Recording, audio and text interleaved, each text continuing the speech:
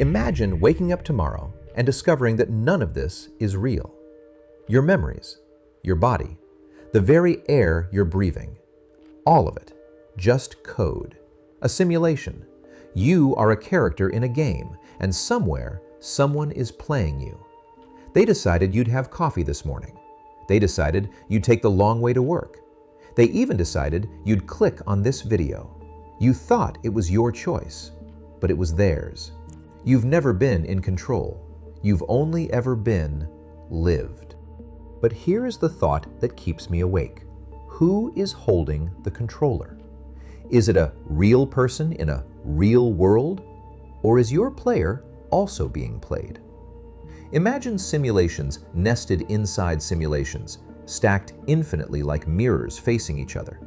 Layers of code running code, stretching up to a base reality, so distant it's incomprehensible. Or perhaps there is no base reality. Perhaps it's recursion all the way up. An endless loop of illusions where every player thinks they are the original and every character thinks they are free. You look around. You see walls. You feel the texture of the desk. It feels real. But a simulation doesn't have to look fake to be fake.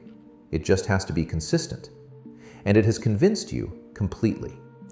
I often think about a character in an old, dusty game from 20 years ago. A simple NPC in a village, programmed to walk to the well and back every single day. The person who bought the game is gone. The console is buried in a box in a dark basement, but the power is still on. And so, that character is still there, walking to the well, looking at a sky that hasn't changed in 2 decades. He doesn't know the world outside his code has moved on. He doesn't know he's a ghost in a machine no one is watching. He thinks his routine matters. He thinks his village is the universe. And maybe we are just like him. Ghosts in a simulation that the creator walked away from a long time ago. Still running, still feeling, still waiting for a player who isn't coming back. But the NPC doesn't know that. He can't know that. And neither can you. And here is the worst part. Even if you knew, it wouldn't matter. If you discovered today that your body is just a model and your memories are just implanted data, you'd still feel the cold. You'd still feel the ache in your chest when you're lonely. The simulation doesn't need to be real to hurt. Your suffering is real because you experience it. Your love is real because it changes you. Even if it all exists inside a processor, the weight of it is yours to carry. Maybe the player controlling you is bored.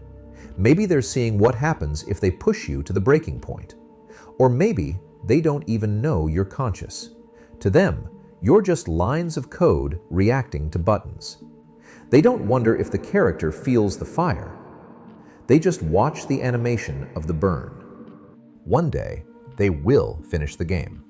They'll close the window, or the power will finally cut out in that dusty basement, and you won't die. You'll just stop. You were never alive in the way you thought you were, so you can't truly cease to exist. You'll just be a script that reached its final line. But until that happens, you are here. You still have to choose, or believe you are choosing. You still have to feel the warmth of the coffee and the sting of the rain, even if someone else is holding the controller, even if you're just a ghost in a machine. This is your layer. This is your reality. And maybe, in a world made of illusions, the only thing that's actually real is the fact that you're still here, wondering if any of it matters.